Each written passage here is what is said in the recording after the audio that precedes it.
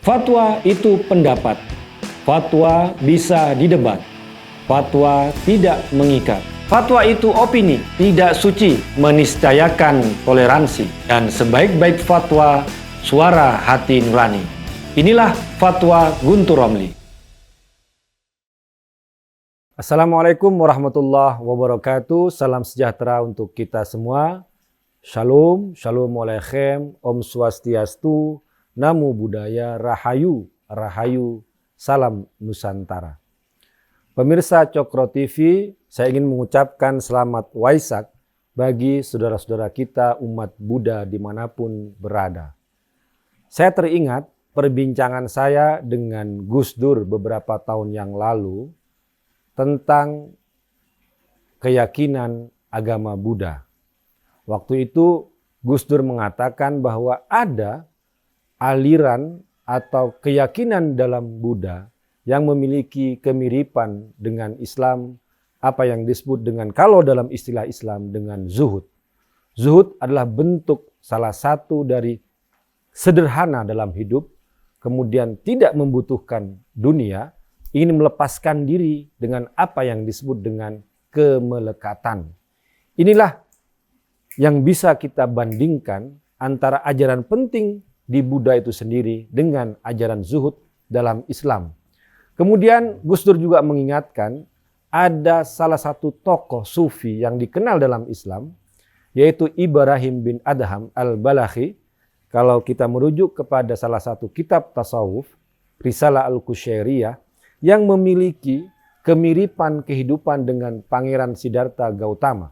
Yang kita kenal dalam cerita-cerita bahwa Pangeran Siddhartha Gautama adalah seorang pangeran yang melepaskan diri dari jubah kebesaran, memilih menjadi seorang pertapa atau seorang yang nantinya akan tercerahkan. Dan demikian pula cerita Ibrahim bin Adham yang dikisahkan adalah disebut sebagai seorang raja atau seorang pangeran dari daerah Balakh yang sekarang menjadi salah satu wilayah di Afghanistan.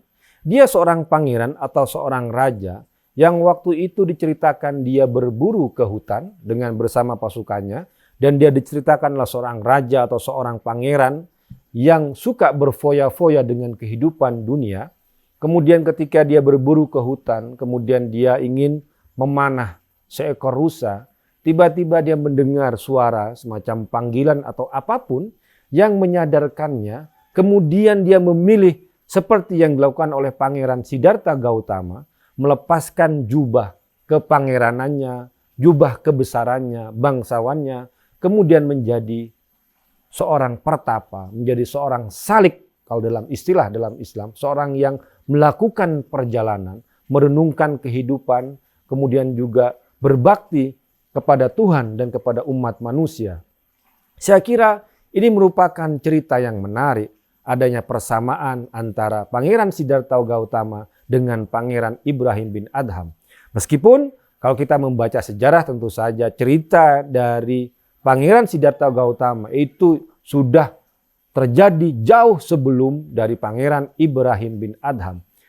Cerita ini kemudian juga ada kemiripan ajaran menjadikan kita bisa berdialog, bisa mengenal bahwa meskipun kita berbeda secara agama, meskipun kita berbeda secara keyakinan, tapi selalu ada titik temu di antara dua keyakinan itu. Karena pada akhirnya apapun perbedaan, apapun jalan, muaranya tetap satu, tujuannya tetap satu, yaitu melakukan pengabdian kepada Tuhan, melakukan pengabdian kepada Tuhan yang Maha Kuasa, kemudian juga mengabdikan diri kepada sesama umat manusia.